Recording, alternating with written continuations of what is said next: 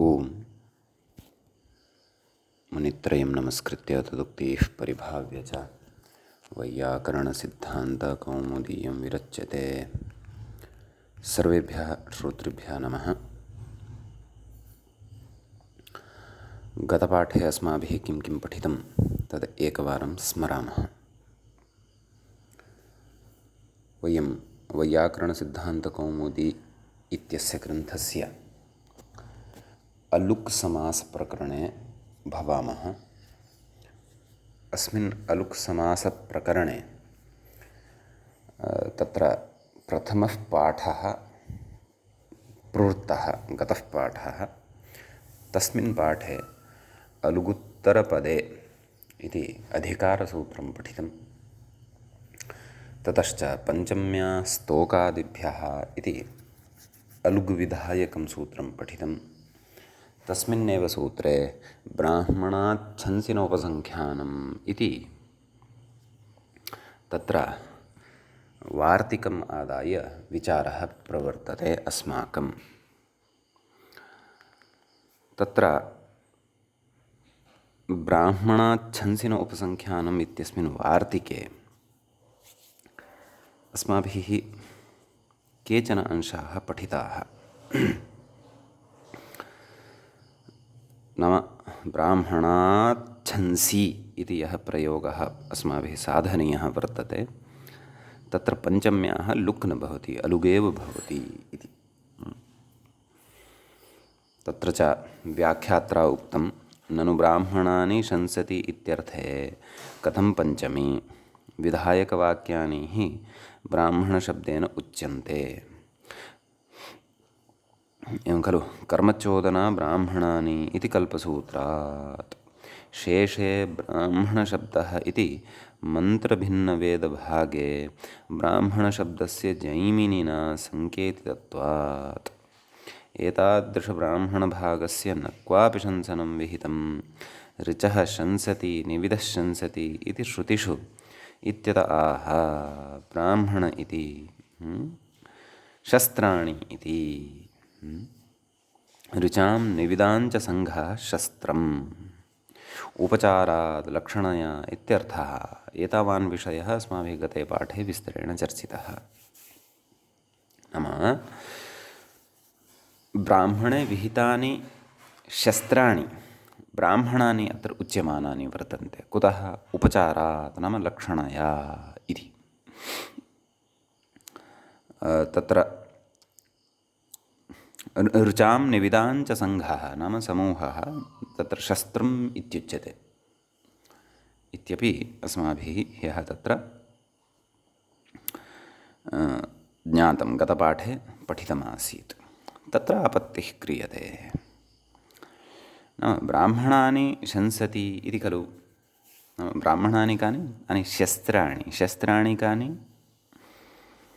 ऋचां निविदां च सङ्घः यः उच्यते, सङ्घः यः भवति सः शस्त्रम् इति शब्देन व्यवह्रियते। एवं किल? तर्हि तत्र तानि शंसति, शंसु स्तुतौ इति धातुः भवति इत्युक्तमेव। तर्हि ब्राह्मणानि शंसति इत्यस्मिन् अर्थे ब्राह्मणानि इत्यत्र द्वितीया श्रूयते, कर्मणि द्वितीया। तत्र पञ्चम्याः श्रवणं निष्पन्ने प्रयोगे कथम्? एवं खलु। यद्यपि अलौकिकविग्रहः अपि ब्राह्मणात् शंसि, ततः परं ब्राह्मणङसि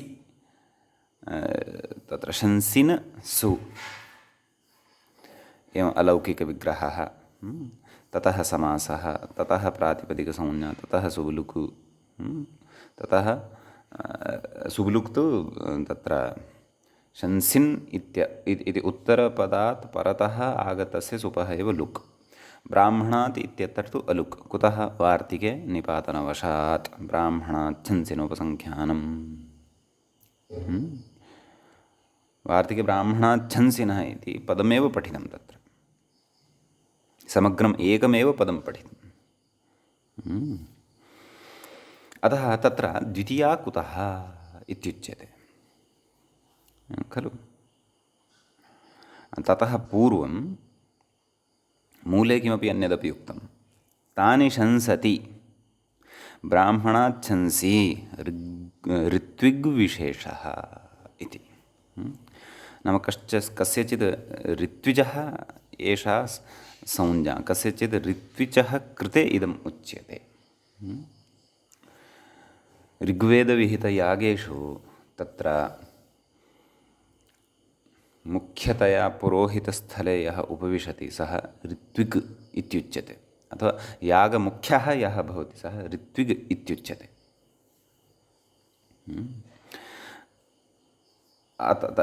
तत् वेदस्य सः भवति खलु भिन्नः, यज्ञप्रधानः इति। तदस्माभिः असकृत् चिन्तितमेव। यथा सामवेदस्य उद्गाता, अपरस्य अध्वर्युः, अपरस्य च होता, एवमेव अत्र ऋत्विक् इति भवति। अतः प्रकृते ऋत्विकविशेषः कश्चन भवति। कः? ब्राह्मणात् छंसि इति, यः ऋचां निविदाञ्च सङ्घः अस्ति तं सङ्घं शंसति, नाम स्तौति, शंसु स्तुतौ इति अर्थात्। समीचीनं। ततः अग्रे कथयति व्याख्याता, ततः अग्रे इङ्गितीकरोति। किं कथयति? द्वितीयार्थ इति उपरि उक्तं मूले। द्वितीयार्थे पञ्चमी उपसङ्ख्यानादेव इति। तदेव पञ्चमी कथं? शंसनक्रियायाः इमानि ब्राह्मणानि कर्मभूतानि भवन्ति खलु इति कृत्वा तत्र पञ्चमी कथं तस्य उपायः उच्यते। किं कथयति व्याख्याता? एतां पङ्क्तिं व्याख्यान् पञ्चम्याः अलुगुपसङ्ख्यानबलादेव द्वितीयार्थे पञ्चमी इत्यर्थः।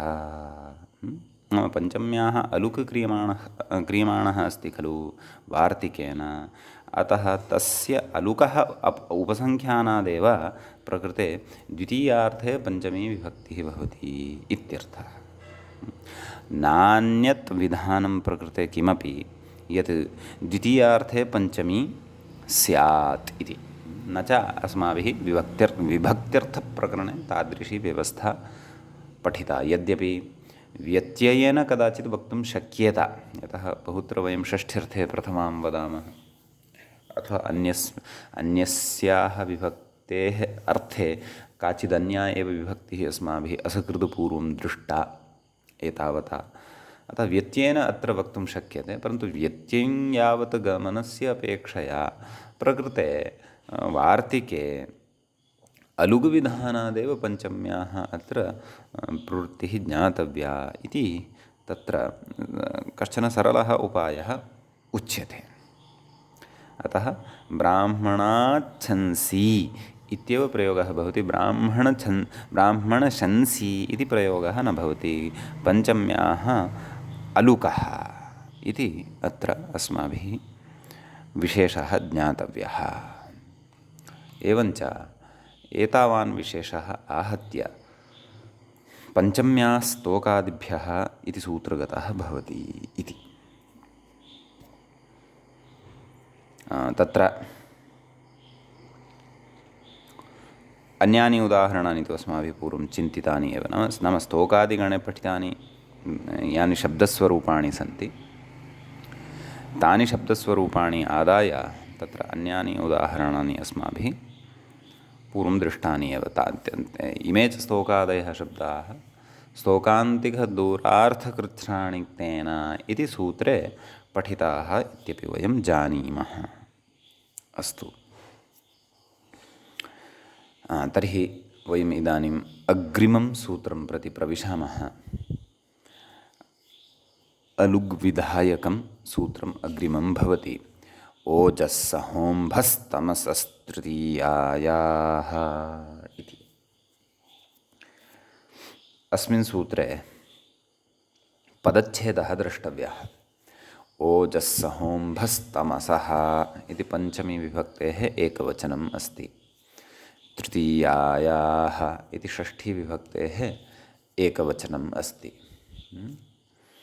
ओजश्च सहश्च अम्भश्च तमश्च ओजस्सहोम्भस्तमसः ओजस्सहोम्भस्तमः तस्मात् ओजस्सहोम्भस्तमसः एवं रीत्या समाहारद्वन्द्वः अत्र भवति। समाहारद्वन्द्वयुक्तात् ओजस्सहोम्भस्तमस् इति शब्दात् पञ्चमी अत्र भवति। अतः ओजस्सहोम्भस्तमसः इति पञ्चमी विभक्तेः एकवचनं तत्र ज्ञातव्यम्। ततः परं तृतीयायाः इति तृतीया इति आकारान्तस्य शब्दस्य षष्ठी विभक्तेः एकवचनं भवति तृतीयायाः इति। समीचीनम्। अस्तु, ततः परं किमुच्यते इति पश्यामः। व्याख्याता किं कथयन्नस्ति? ततः पूर्वम् अनुवृत्तिविचारः कर्तव्यः खलु। अलु उत्तरपदे इति अनुवर्तते, तावदेव। अग्रे ओजस् सहस् अम्भस् तमस् एतेषां समाहारद्वन्द्वः विचारितः एव अस्माभिः। अग्रे गच्छामः। एभ्यः परस्याः तृतीयायाः अलुक् स्यात्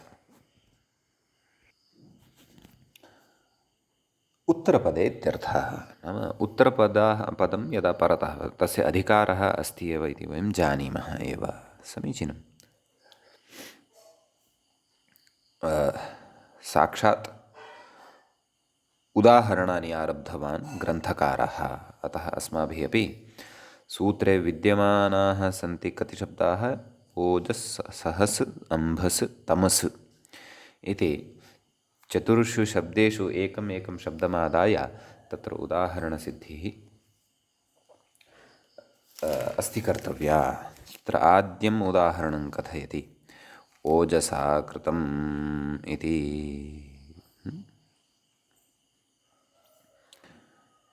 तर्हि ओजसा कृतम् उदाहरणं दृष्ट्वैव ज्ञायते यत् प्रकृते तत्र तृतीया विभक्तिः श्रूयमाणा वर्तते। ओजस् इति शब्दस्य तृतीया विभक्तेः एकवचने ओजसा इति प्रयोगः भवति इत्यर्थः। तर्हि ओजसा कृतं तत्र ओजसा कृतम् इत्येव लौकिकविग्रहः। अलौकिकविग्रहः ओजस् टा कृत सु इति भवति। ततः कर्तृकरणे व्याख्याता कथयति कर्तृकरणे कृता बहुलम् इत्यनेन समासः। समीचीनं। ततः प्रातिपदिकसंज्ञा, ततः सुब्लुक् प्राप्तः, परन्तु एकत्र एव भवति। नाम कृत इत्यस्मात् आगतः यः सुप्रत्ययः तस्य एव सुपः लुक्। तृतीयात्वेन आगतः यः सुप् तस्य तु लुक् न, तस्य तु अलुग् एव। अतः तत्र टा इति विभक्तिः तद्वदेव श्रूयते, तथैव श्रूयते। अतः ओजसा टा इत्यस्य आ इति अवशिष्यते। ओजसा कृतम् इति सिद्ध्यति। समीचीनं। ततः अग्रे कथयन्नस्ति व्याख्याता ओजो दीप्तौ बले इत्यमरः। दीप्तिः अपि च बलम् इति अर्थद्वयम् ओजस् इति शब्दस्य भवति। अतः ओजसा कृतं नाम दीप्त्या कृतम् अथवा बलेन कृतम् इति एतादृशः अर्थः अत्र अस्य गृहीतुं शक्यः अस्माभिः। अग्रे किं कथितवान् मूले इत्यादि ओजसा कृतम् एतदनन्तरं किम् उक्तवान् इत्यादि इति कथयति। सहसा कृतम् अम्भसा कृतं तमसा वृतम् इत्यादयः प्रयोगाः भवन्ति इत्यर्थः। तर्हि सहसा कृतम् अत्रापि लौकिकविग्रहः यः वर्तते सः सहस् सहसा कृतम् इत्येव लौकिकविग्रहः, सहसटा कृत सु इति अलौकिकविग्रहः भवति। एवं किल। तत्र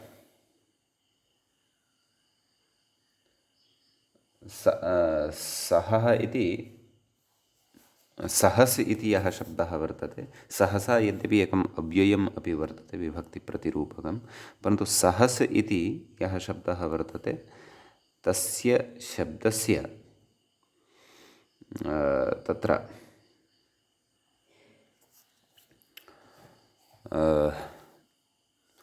अनव्ययत्वमपि वर्तते। सहः इति शब्दः अपि दृश्यते कोशेषु। तदेव नाम साहसेन कृतम् इत्यपि तत्र वक्तुं शक्नुमः, अथवा अकस्मात् कृतम् इत्यपि वयं तत्र वक्तुं शक्नुमः, अथवा अविचार्य झटिति कृतम् एतस्मिन् अर्थे अपि सहस् अथवा सहसा इत्यस्य शब्दस्य प्रयोगः भवति इति। सहसा विदधीत न क्रियामविवेकः परमापदां पदम् वृणुते हि विमृश्यकारिणं गुणलुब्धा स्वयमेव सम्पदः इति तत्र कवेः अपि कश्चन प्रयोगः वर्तते। भवतु नाम तर्हि प्रकृते सहस् प्रकृते अपि तृतीयायाः अलुकु केन सहोम्भसस्तमसस्तृतीयायाः, अतः अम्भसा कृतम् इति सिद्ध्यति। सहसा कृतम् इति सिद्ध्यति, ततः अम्भसा कृतम् इति। नपुंसकलिङ्गे विद्यमानानि अत्र इमानि शब्दस्वरूपाणि भवन्ति। ओजस् इत्यपि ओजः, ओजसि, ओजांसि, एवमेव तत्र सहस्, अम्भस्, तमस् इमे सर्वेपि शब्दाः नपुंसकलिङ्गस्थाः वर्तन्ते। भवतु ततः अम्भसा कृतम्। अम्भस् इति जलस्य पर्यायशब्दः वर्तते, नाम जलेन कृतम् इत्यर्थः। तत्र कर्तृकरणे कृता बहुलम् इत्यनेन एव समासः अवगन्तव्यः। सहसा कृतम् इत्यत्रापि अम्भसा कृतम् इत्यत्रापि। ततः तमसा वृतम् इत्युच्यते। अत्र तमश्शब्दः अज्ञानार्थे अपि स्वीकर्तुं शक्यते। तत्र तमसा वृतम् इति एतेन लिखितं वर्तते। तमसा आवृतम् इत्यपि वक्तुं शक्नुमः, अथवा तमसा कृतम् इत्यपि वक्तुं शक्नुमः। कृधातोः अपि प्रयोगः भवितुम् अर्हति, वृधातोः अपि प्रयोगः तत्र भवितुम् अर्हति। क्तान्तं पदं तत्र अपेक्षितं परतः। अतः क्तान्तम् अथवा तदेव सूत्रार्थस्तु अस्माभिः एतावानेव दृष्टः। एभ्यः परस्याः तृतीयायाः अलुक् स्यात् उत्तरपदे। उत्तरपदं तर्हि किं स्यात् इति चेत् तत्र पूर्वपदं यदि तृतीयान्तं वर्तते तर्हि उत्तरपदं तत्र प्रायशः क्तान्तम् आयाति। कर्तृकरणकृता बहुलम् इति नियमात्। समीचीनम्। अन्यदपि उदाहरणं यदि बुध्यते तर्हि भवितुम् अर्हति क्तान्तभिन्न उत्तरपदे परतः, परन्तु तदर्थं तु तत्र उदाहरणानि चिन्तनीयानि। अस्तु, तर्हि अज्ञानेन कृतम् इत्यस्मिन् अर्थे तमसा कृतम् इत्यपि भवितुम् अर्हति, अथवा तमसा आवृतम् इति अपि भवितुम् अर्हति। अन्धकारार्थस्वीकारे तु प्रकृते उदाहरणस्य सङ्गतिः द्रष्टव्या, तावदेव। अस्तु, अग्रे किं कथयति तत् पश्यन्तु। तमोवृत्तम् इति तु असाध्येव, एवं किल। तमोवृतम् इति केचन यत् प्रयुञ्जते तत्तु न युज्यते। कुतः नाम तमसा वृतम् इति यदि तत्र विग्रहः प्रदर्श्यते तर्हि निश्चयेन तत्र तृतीयायाः अलुक् समासे कर्तव्यः एव। सहोम्भस्तमसस्तृतीयायाः इत्यनेन। अतः सः प्रयोगः न साधुः इति। परन्तु कञ्चन प्रकारं कथयति। शेषषष्ठ्या वा समासः नाम तत्र षष्ठी मन्तव्या। तमसः वृतम् एवं तत्र षष्ठ्यन्तत्वेन नाम शेषषष्ठी नाम शेषषष्ठी नाम सम्बन्धषष्ठीम् आदाय तत्र समासो वक्तव्यः इत्यर्थः। सः वा अत्र उपायः कर्तव्यः। समीचीनम्। अन्यथा तत्र तृतीयान्ततया यदि विगृह्यते तमसा वृतं तर्हि तु अत्र साधुत्वं नास्ति, न भवति इत्यर्थः। समीचीनम्। अग्रे वार्तिकमत्र पठ्यते अञ्जस उपसङ्ख्यानम् इति। अञ्जसः षष्ठीविभक्तेः एकवचनम्, अञ्जसः नैव पञ्चम्यन्तमेव। उपसङ्ख्यानम् इति प्रथमान्तं कथयति, वार्तिकार्थं कथयति व्याख्याता। अञ्जशब्दात् तृतीयायाः अलुकः उपसङ्ख्यानम् इत्यर्थः। नाम सहोम्भस्तमसोञ्जसः एवं सूत्रं कर्तव्यं। सहोम्भस्तमसोञ्जसस्तृतीयायाः नाम अञ्जसशब्दोऽपि तत्र पठनीयः इत्यर्थः। समीचीनम्। उदाह्रियते किम्, अञ्जसा कृतम् इति। कथयति अग्रे, अञ्जशब्दः आर्जवे वर्तते। ऋजोः भावः आर्जवम् इति भवति, नाम सारल्ये, सारल्यार्थे इत्यर्थः। यथा क्षेत्रज्ञः अञ्जसा नयति इत्यादौ दर्शनात् इति। नाम क्षेत्रज्ञः यः क्षेत्रं जानाति, क्षेत्रविशेषस्य यस्य परिचयः वर्तते, सः अञ्जसा नयति नाम आर्जवेन एव नयति इत्यर्थः। नाम अतीव सारल्येन नयति, तस्य मार्गपरिचयः अस्ति क्षेत्रे। कथं कुतः वामतः भाव्यं, क्व गत्वा दक्षिणतः भाव्यं, कस्मिन् स्थले बहवः मार्गाः दृष्टाः, तेषु मार्गेषु कः मार्गः आश्रयणीयः इति चेत् तत्समये क्षेत्रज्ञः यः भवति सः अञ्जसः नयति, नाम सारल्येनैव नयति, अनायासेनैव नयति इति। यदि तु मार्गभ्रष्टाः सन्तः अथवा मार्गस्य परिचयं वयं न जानीमः तर्हि तु क्षेत्रं गत्वा अस्माकं भ्रमः भवति, क्व गन्तव्यं क्व न गन्तव्यं नाम इत्यादौ तथा दर्शनात् नाम एतादृशप्रयोगेषु तथा दृश्यते, नाम अञ्जसा अञ्जशब्दस्य सारल्यार्थः दृश्यते। अतः अत्र आर्जवे, आर्जवं नाम सारल्यम्, आर्जवार्थे प्रकृते अञ्जशब्दः अवगन्तव्यः इत्यर्थः। तदाह आर्जवेन इति मूले उक्तमेव खलु, आर्जवेन कृतमित्यर्थः। अत्रापि अञ्जसा इति यथा पूर्वमेव समासादिकं सर्वं बोध्यं, तृतीयायाः लुक् प्राप्नोति, परन्तु सूत्रेण एतेन तस्याः अलुक् भवति वार्तिकेन। अञ्जस उपसङ्ख्यानम् इत्यनेन तृतीया न लुप्यते, अञ्जसा कृतम् इति श्रूयते इत्यर्थः। पुनः वार्तिकं पठ्यते पुंसानुजो जनुषान्ध इति च। तत्र पुंसानुजो प्रथमान्तं पदं, जनुषान्धः इत्यपि प्रथमान्तं पदम्, इति अव्ययपदं, च इति तत्र अव्ययपदं। किं कथितवान् एषः व्याख्याता, तृतीयायाः अलुकि साधुरिति शेषः।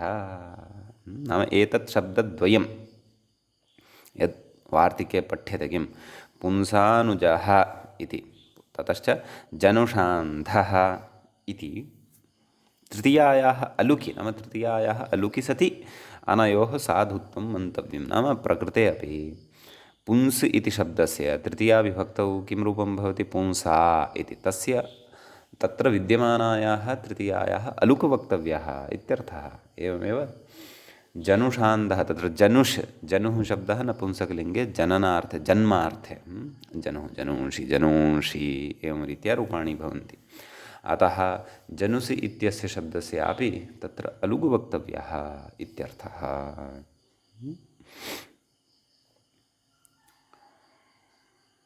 ततः अस्तु एकमेकं प्रयोगं साधयामः। पुंसानुजः इति तत्र मूले किमपि कथयति खलु, यस्याग्रजः पुमान् सः पुंसानुजः इति। यस्य अग्रजः पुमान् भवति सः पुंसानुजः भवति इत्यर्थः। एवं किल, यस्येति तदेव अस्य एव इङ्गितं व्याख्याता कुर्वन् अस्ति, बोधयन् च वर्तते। यस्य पुमान् पूर्वजः नाम पूर्वजः, पूर्वं जातः पूर्वजः, अस्माकम् अग्रजः अपि अस्माकं पूर्वजः एव वर्तते, पूर्वं जातः पूर्वजः इति। अतः यस्य पूर्वजः, यस्य पुमान् पूर्वजः सः पुंसा हेतुना अनुजः कनियान् इत्यर्थः इति। अतः पुंसा हेतुना नाम तत्र पुमान् अस्ति सः पूर्वजः इति कृत्वा इति कारणात् सः अनुजः यः भवति सः कनियान् भवति इति उदाहरणस्य स्पष्टतां कुर्वन् अस्ति। कनियान् नाम कनिष्ठः इत्यर्थः। अतः पुंसानुजः इत्यत्र तदेव तृतीया विभक्तिः या श्रूयमाणा वर्तते तस्याः विभक्तेः अलुक् भवति इति। अतः पुंसा हेतुना इति कथयन् अस्ति खलु, अतः हेतौ तृतीया वर्तते इति ध्वनयन् अस्ति कः व्याख्याता। नाम पुंसा हेतुना नाम तस्य अग्रजत्वेन अथवा अस्य कनिष्ठत्वेन तद्गतं पुंस्त्वं तत्र हेतुत्वं भजते इति प्रतिपाद्य हेतौ तृतीया तत्र अवगन्तव्या इति व्याख्यात्रा इङ्गितं क्रियमाणं वर्तते। समीचीनम्। अतः तृतीयायाः अलुक् तावदेव। अतः पुंसानुजः इति तत्र सिद्ध्यति प्रयोगः। जनुषान्धः इत्यत्र इत्यपि प्रयोगः वक्तव्यः। तत्र जनुषेति इति कथयति अग्रे व्याख्याता। जनुशब्दस्य अर्थं बोधयति। किं जनुर्जननजन्मानि इति तदेव जन्मार्थे उच्यते इति उक्तमासीत् खलु। इत्यमरः नपुंसकलिङ्गे अयं शब्दः। पुमान् पुंसशब्दस्तु पुंलिङ्गे इति पूर्वम् उक्तमेव एवं किल। अमरे तथा जनुशब्दः उक्तः वर्तते, नपुंसकलिङ्गे सः ज्ञातव्यः इत्यर्थः।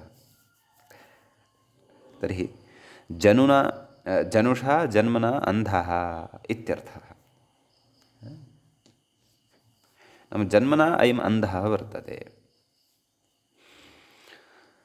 अतः प्रकृतेपि तृतीया विभक्तिः या वर्तते तस्याः अलुक् भवति इत्यर्थः। जनुषान्धः इति सिद्ध्यति इत्यर्थः। अग्रे कथयति फलितमाह जात्यन्धः इति ब्राह्मण्यादिजातितुल्यांध्यवान् इत्यर्थः इति। उत्पत्तिप्रभृति अन्धः इति यावत् किमुक्तं ब्राह्मणादिजातितुल्यांध्यवान् इत्यर्थः। ब्राह्मणे ब्राह्मणत्वं जातिः भवति खलु। एवमेव रीत्या तत्र ब्राह्मणादिति नोक्तं, ब्राह्मण्यादिति मूलपङ्क्तिं पश्यन्तु। ब्राह्मण्यादिजातितुल्यांध्यवान् इत्यर्थः खलु। अतः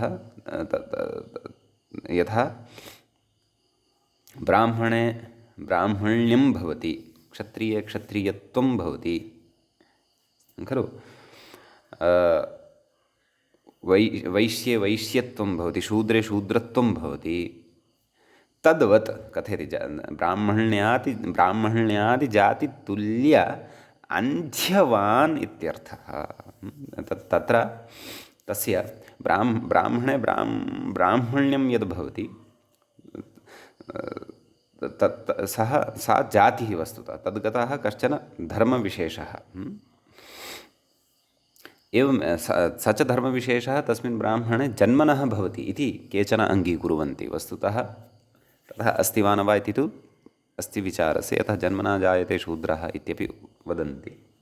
परन्तु ये तावत् आनुवांशिकपरम्परां स्वीकुर्वन्ति तेषां मते ब्राह्मणस्य पुत्रः अपि तत्र ब्राह्मणत्वं भजते, तस्मिन्नपि ब्राह्मणत्वं वर्तते अथवा ब्राह्मण्यं वर्तते इति। कुतः? जन्मनः आरभ्य एव।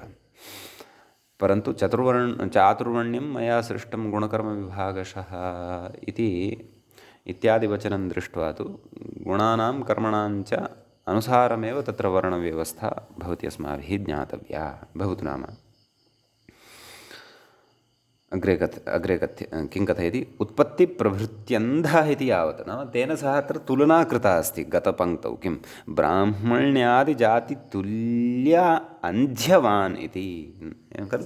यथा जातिः, यथा ब्राह्मण्यम् इति जातिः जन्मनः भवति, तद्वद् एव तत्तुल्यत्वमेव अत्र अन्ध्यत्वस्यापि अवगन्तव्यम् इति। कः अर्थः? उत्पत्तिप्रभृत्यन्धः इति यावत्, नाम उत्पत्तेः आरभ्य अयम् अन्धः वर्तते इति। नाम यदा जन्मनः आरभ्य एव जनुः तत्र जन्म इति खलु, नाम यदा अस्य जन्म जातं तदारभ्य एव एषः अन्धः वर्तते। जन्म समवाप्य पश्चात् अयम् अन्धः जातः इति न इत्युच्यते। अग्रे एवञ्च एतावता एतावान् विशेषः अस्मिन् सूत्रे एतत् सूत्रान्तर्गतत्वेन विद्यमानेषु च वार्तिकेषु भवति इत्यर्थः।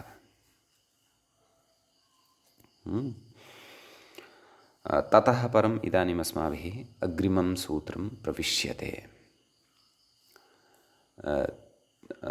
अत्र तृतीयायाः इत्यस्य अनुवर्तनम् इतोपि अग्रिमं सूत्रं यावत् मनसः संज्ञायाम् आज्ञायिनि च आत्मनश्च इति अग्रे यत् सूत्रत्रयम् अस्माभिः पठिष्यते तत् सूत्रत्रयं प्रति तृतीयायाः इत्यस्य अनुवर्तनं भविष्यति। तद् वदिष्यामः, पदविभागसमये अपि वदिष्यामः सर्वत्र।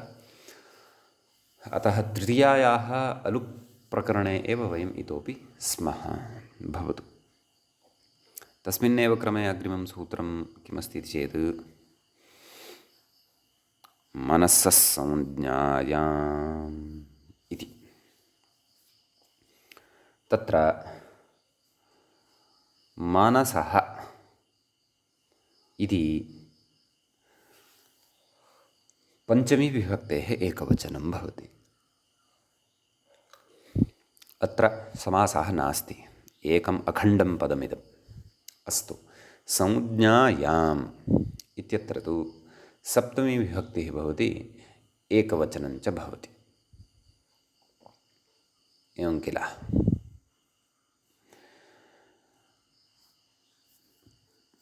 ओजसहोम्भस्तमसस्तृतीयायाः इत्यतः तृतीयायाः इत्यनुवर्तते। अलुगुत्तरपदे इत्यस्य अधिकारः अस्ति एव। सूत्रार्थः व्याख्यात्रा उच्यमानः वर्तते। पश्यन्तु, मनसस्तृतीयायाः अलुक् स्यात् उत्तरपदे इत्यर्थः। समीचीनम्।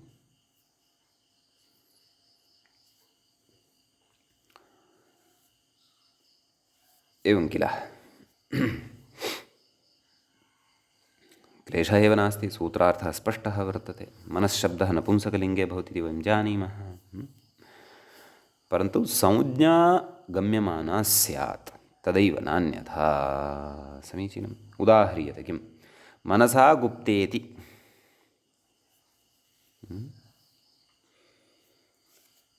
इत्युदाह्रियते। अतः तत्र कथयति अग्रे, कस्यचित् संज्ञेयं, नाम कस्याश्चित् काचित् वर्तते, तस्याः कस्याश्चित् एषा संज्ञा वर्तते इत्यर्थः। समीचीनं।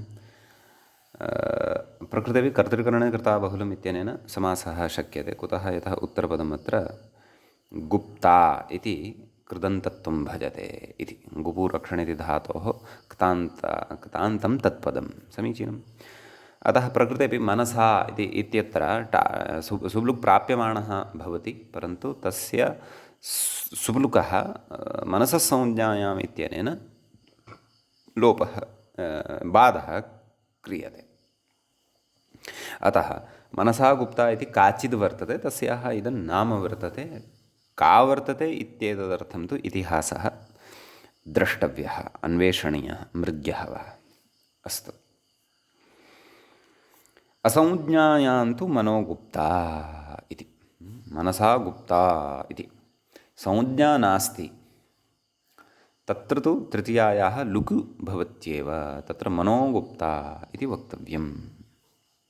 समीचीनम्। अस्मिन्नेव सन्दर्भे अहम् उत्तरभारते तत्र एकः देवालयः वर्तते। उत्तरभारते चण्डीगढम् इति प्रसिद्धं क्षेत्रं, तस्मिन्नेव एकं मण्डलं भवति पञ्चकूला इति। वस्तुतः पञ्चकूलं पञ्चकूली इति वा वक्तव्यं, परन्तु तद् लोकव्यवहारत्वात् टावन्तः प्रयोगः क्रियते, तत्र पञ्चकूला इति भवतु। तत्र एकः देवालयः वर्तते। तस्य देवालयस्य नाम मनसादेवी इति भवति। प्रसिद्धः देवालयः तत्रत्यः। काचित् देवी आसीत्, तस्याः देव्याः नाम मनसादेवी इति भवति। पुराणेषु अपि तस्याः नामसङ्कीर्तनं लभ्यते। अतः तन्नाम अत्र स्मरन् अस्मि। अतः तत्रापि मनसादेवी इति तत्र एकं पदं यद् व्यवह्रियमाणं वर्तते लोके, तत्पदं नितान्तं शुद्धं पदं वर्तते। अलुक् तत्र भवति। मनसः संज्ञायां तत्र संज्ञा अस्ति, सा प्रसिद्धा संज्ञा, लोके व्यवह्रियमाणा संज्ञा वर्तते। तत्र बहवः तस्याः भक्ताः वर्तन्ते। कुतः इदं स्मृतमिति चेत्, मम कुलदेवी अपि तत्र परम्परा काचित् वर्तते। पौराणिकेषु कुलदेवता कश्चन भवति, कुलदेवी काचित् भवति। सा कुलदेवी मनसादेवी भवति इति कृत्वा तत्र अलुक् समासः ज्ञातव्यः संज्ञायां गम्यमानायाम् इति प्रसङ्गवशात् उक्तं, यद्यपि अत्र मूले सः विषयः न चर्चितः इति कृत्वा भवतु। एवञ्च एतावान् विशेषः अस्मिन् सूत्रे अन्तर्भवति। अस्तु, अग्रिमं सूत्रं प्रविशामः। अग्रिमं सूत्रं वर्तते आज्ञायिनी च। तत्र आज्ञायिनी इति सप्तमीविभक्तेः एकवचनम् अस्ति। च इति पदम् अव्ययपदं वर्तते। समीचीनम्।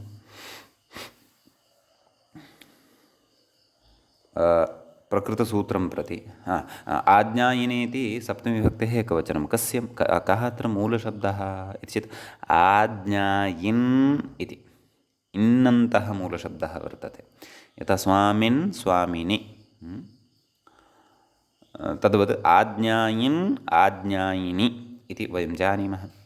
सप्तम्यन्तं पदं च इति अव्ययपदं वर्तते। मनसः संज्ञायाम् इत्यस्मात् सूत्रात् मनसः इत्यनुवर्तते। ओजस्सहोम्भस्तमसस्तृतीयायाः इत्यस्मात् सूत्रात् तृतीयायाः इत्यनुवर्तते। अलुगुत्तरपदे इति अधिकारस्तु अस्त्येव। सूत्रार्थः मूले कृतः, शेषपूर्णेन कृतः। व्याख्यात्र उच्यमानः वर्तते। किं कथ्यते? मनस इत्येव। मूले उक्तं मनसः इत्येव, नाम मनसः इति अनुवर्तते एव इति। अनुवर्तते एव इत्यर्थः इति व्याख्याता अपि कथयति। ततः मनसस्तृतीयायाः अलुक् स्यात् आज्ञायिनि परे इत्यर्थः।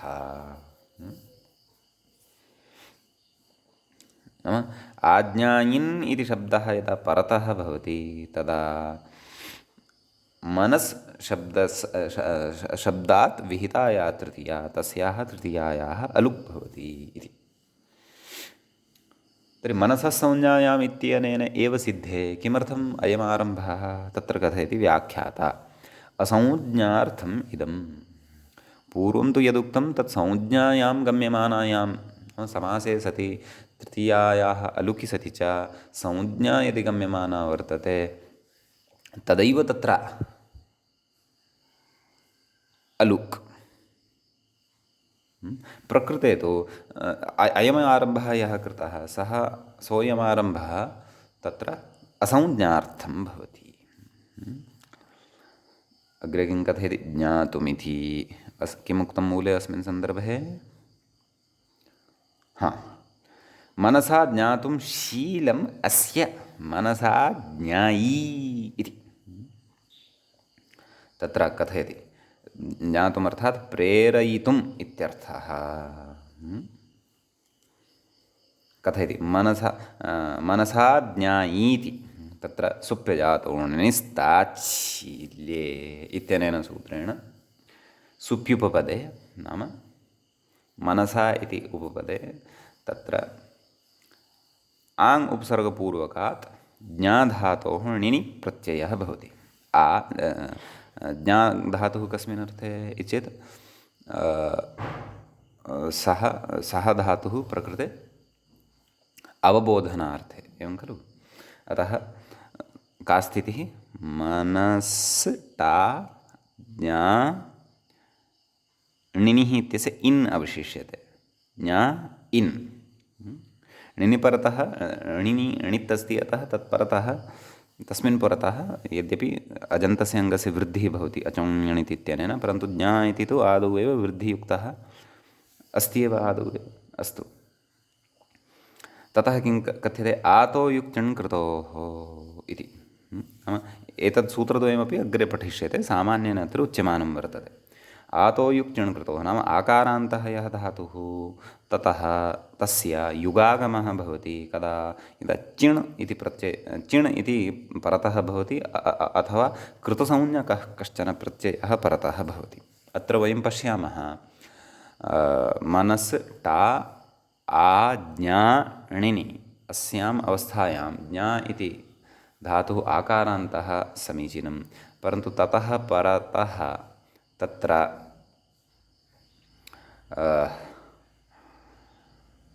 णिनि इति यः योऽयं प्रत्ययः वर्तते सः प्रत्ययः कृतप्रत्ययः वर्तते। अतः तस्य कृत्वात् तत्र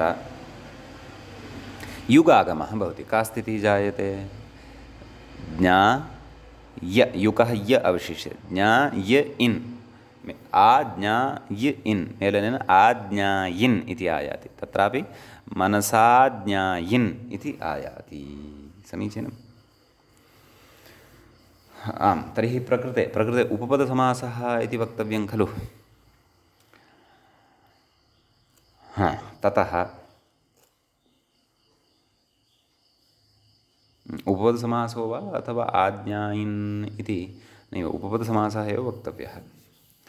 यतः कर्तृकरणे कृता बहुलम् इति तु वक्तुं न शक्यते कृदन्तत्वं परन्तु कृदन्तत्वं तु अस्ति। णिनि प्रत्ययः कृतप्रत्ययः वर्तते परन्तु तदर्थम् आदौ एव एतत् पदद्वयम् अपेक्षितं भवति अस्माकं सविधे। परन्तु अत्र णिनिः यदि विधातव्यः तर्हि उपपदं किमपि अपेक्षितम्। अतः उपपदसमासः अत्र भवेत् इति भाति। एकेन व्याख्यात्रा तु कर्तृकरणे कृता बहुलम् इत्युच्यते।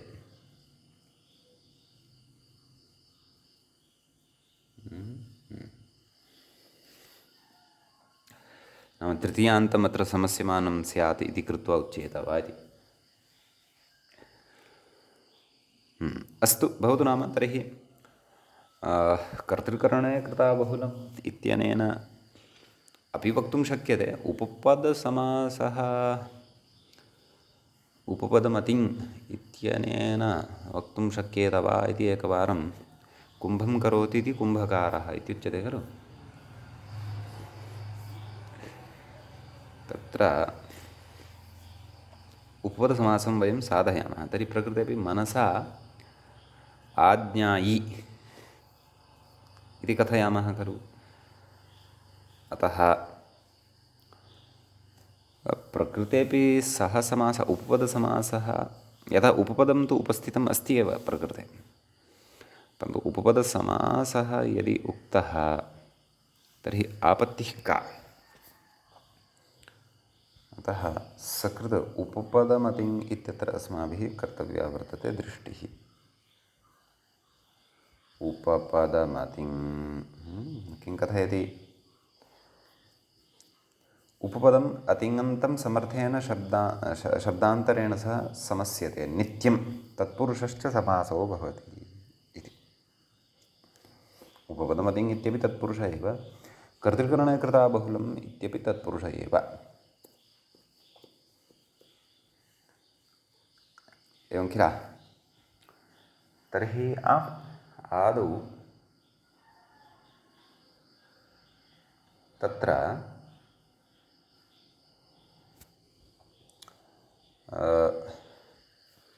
उपपदं तु अत्र स्वीकर्तव्यमेव भवति। कुतः अणिनि प्रत्ययः तद्विना नायाति। कुतः सुप्यजातो णिनिस्ताच्छील्ये सुप्युपपदे इत्युच्यते तत्र।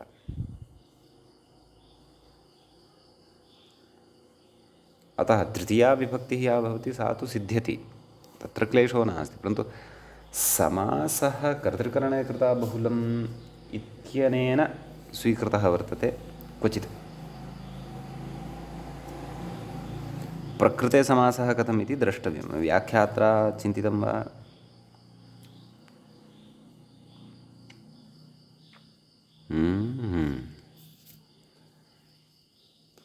सुप्यजा आतो युक्जणकृतोः इति युक् अत्र सूत्रभाष्ये आत्मनश्च पूर्णोपसङ्ख्यानम् इति वार्ति अस्तु। अग्रे तु वार्तिकस्थः विचारः प्रचरति। परन्तु प्रकृते समासविधानम् उपपदमतिङ् इत्यनेन वक्तुं शक्यते इति मम भाति। तर्हि कर्तृकरणे कृता बहुलम् इत्यनेन समासः अपि वक्तुं शक्येत, परन्तु कदा? यदा आज्ञायिनी इति शब्दः सिद्धः भवति। आज्ञायिन् इति शब्दः सिद्धः भवति। ततः मनसा इति पूर्वपदं तु भवत्येव। मनसा आज्ञायिन् इति। परन्तु तथा यदि तर्हि कुम्भं करोति, परन्तु सत्यं कुम्भं करोति इत्यादिषु तृतीयान्तं न भवति खलु। सत्यं सत्यम्। अतः कुम्भं करोति इति कुम्भकारः इत्यादिषु अस्माभिः कर्तृकरणे कृता बहुलम् इत्यनेन समासः वक्तुं न शक्यते। यतः तत्र कुम्भमिति द्वितीयान्तं वर्तते, कर्मणि द्वितीया तत्र। कर्तृकरणे प्रथमायाः प्रसङ्गः तत्र नास्ति इत्येवं रीत्या उभयथापि समासः शक्यः वक्तुम् इति मम भाति। अथवा न्याय्यत्वात् तत्र कस्य प्राप्तिः इति तद्द्रष्टव्यम्। न्याय्यत्वात् नाम तत्र पूर्वापरत्वम् इत्यादि सर्वं वीक्ष्य प्राप्तिः कस्य इति तु द्रष्टव्यं। परत्वात् कस्य प्राप्तिं वयं कुर्मः, अथवा विशिष्टा काचिदत्र आपत्तिः, अथवा नाम एतेन समासः यदि क्रियते तर्हि सः दोषः इत्यादि सर्वं चिन्तयितुं शक्यते। मम सद्यः इदं प्रतिभाति यत् प्रकृते उभयथापि समासः भवितुम् अर्हति इति। अस्तु, भवतु नाम। अग्रे गच्छामः। तर्हि मनसा ज्ञायि, अस्य पूर्णतया रूपसिद्धिः तु कर्तव्या। जानीमः वयं शब्दाधिकारप्रकरणे इन्नन्तानां शौच इत्यादि सूत्रपठनसमये विस्तरेण अस्माभिः व्यवस्था ज्ञाता वर्तते। अतः प्रकृते तत्र मनसा ज्ञायिन् सुप्रत्ययः, मनसा ज्ञायिन् सु, ततः तत्र शौच इत्यनेन दीर्घः भवति उपधाया मनसा ज्ञायीन् सु सोर्लोपः हल्ङ्यादिना न इत्यस्य लोपः मनसा ज्ञायी इति शब्दः सिद्धः भवति इति। एवं खलु अर्थः तु तस्य उक्तः एव मनसा ज्ञातुं शीलम् अस्य सोऽयं मनसा ज्ञानी भवति इत्यर्थः। समीचीनम्। अग्रे अत्र कश्चन विषयः उच्यते। कथयति अत्र सूत्रभाष्ये आत्मनश्च पूर्ण उपसंख्यानम् इति, नाम आत्मनश्च पूर्णे उपसंख्यानम् इति वार्तिकं पठितं।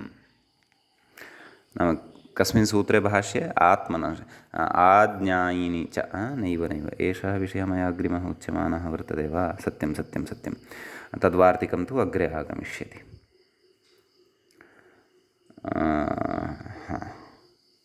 पूर्वं प्राक्तना पङ्क्तिः मया व्याख्यायां त्यक्ता, ततः पुनः अग्रे नैव त्यक्तं किमपि नास्ति। कथयति, किं कथयति?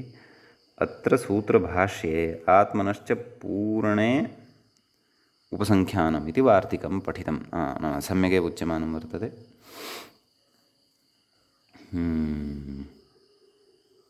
अस्तु, तत्र आत्मनश्च इत्येतंशं व्याख्यातुं पृथक् उपादत्ते इति।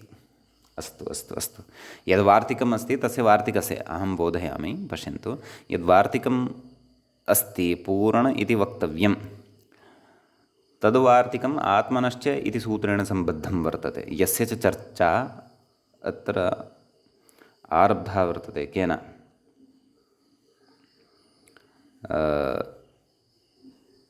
व्याख्यात्रा। व्याख्याता किं कथयन्नस्ति नाम अत्र सूत्रभाष्ये आत्मनश्च पूर्ण उपसंख्यानम्, आत्मनश्च पूर्णे उपसंख्यानम् इति वार्तिकं पठितं।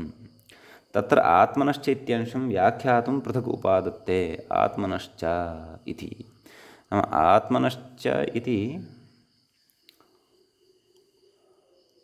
सूत्रम् अस्ति, पाणिनीयं सूत्रं। पूर्ण इति वक्तव्यम्, अथवा आत्मनश्च पूर्ण उपसंख्यानम् इति वार्तिकं। परन्तु तत् वार्तिकम् आज्ञायिनी च इत्यत्र पठितं वा आत्मनश्च इत्यत्र पठितं वा, तद् एकवारम् अस्माभिः द्रष्टव्यं वर्तते। तदर्थं भाष्यं द्रष्टव्यं। पश्यामि एकक्षणम्। आम्, भाष्ये पश्यामि चेत् आज्ञायिनी च इति सूत्रे एव तत्र आत्मनश्च पूर्णे इति वार्तिकं पठितं वर्तते। तत्र उच्यते आत्मनश्च पूर्णे उपसंख्यानं कर्तव्यम्, आत्मना पञ्चमः इत्युच्यते। अपि च आत्मना दशमः इत्यादीनि रूपाणि उच्यन्ते। तत्र आत्मनश्च इति सूत्रमपि वर्तते। समीचीनम्। अतः तद् आत्मनश्च इति सूत्रं तु भाष्येन व्याख्यातम्, आज्ञायिनी च इति सूत्रमेव व्याख्यातं वर्तते। अतः तत्र आज्ञायिनी च इति शब्दस्य सम्बन्धस्तु मनस्शब्देन वर्तते। आत्मनश्च इत्यत्र नाम आज्ञायिनी च इत्यनेन मनस्शब्दात् विहिता या तृतीया, तस्याः तृतीयायाः अलुगुच्यते। मनसा ज्ञायी इति अस्माभिः अधुनैव प्रयोगः साधितः।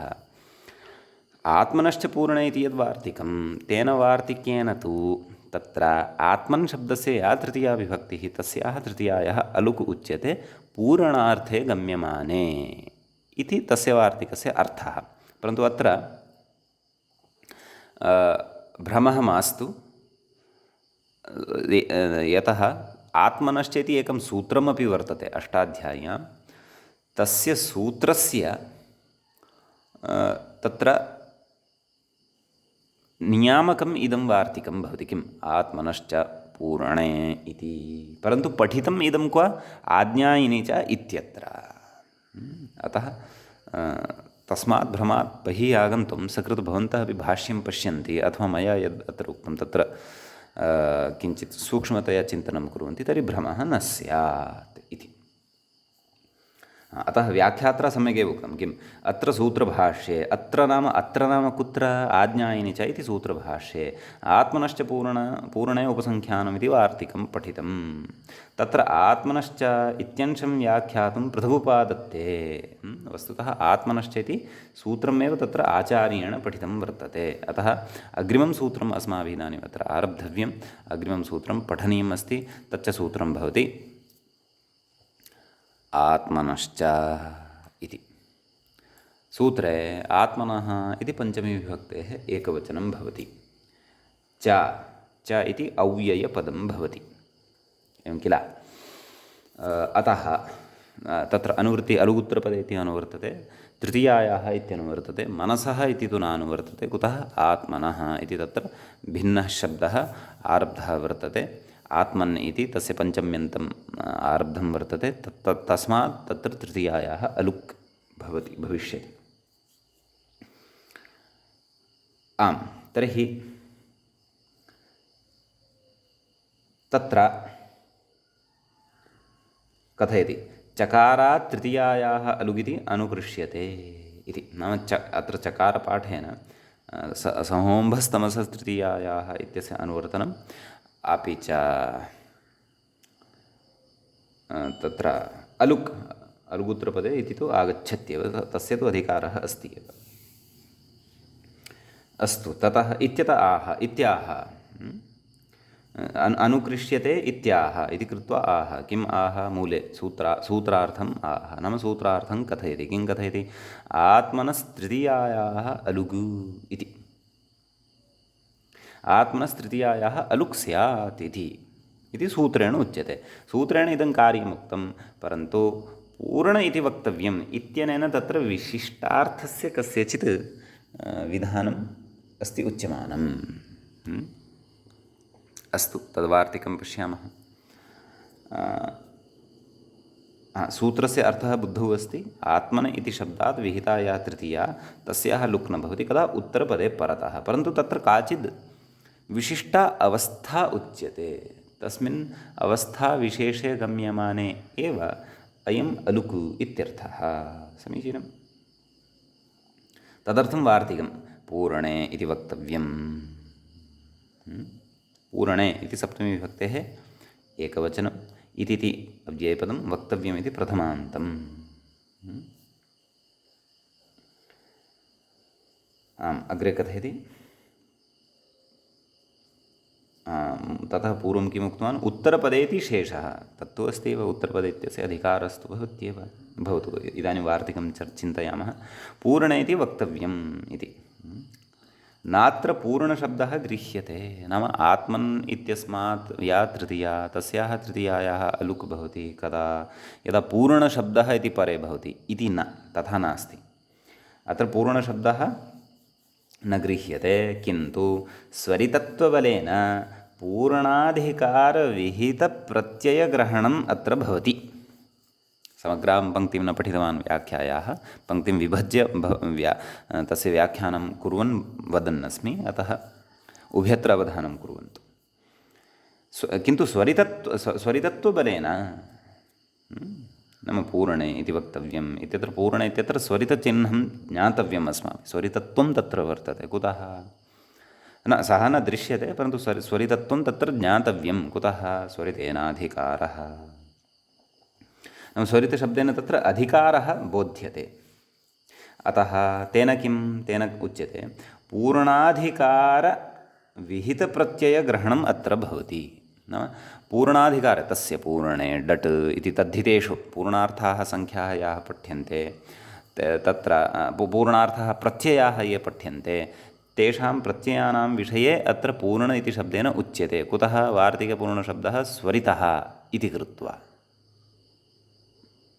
समीचीनं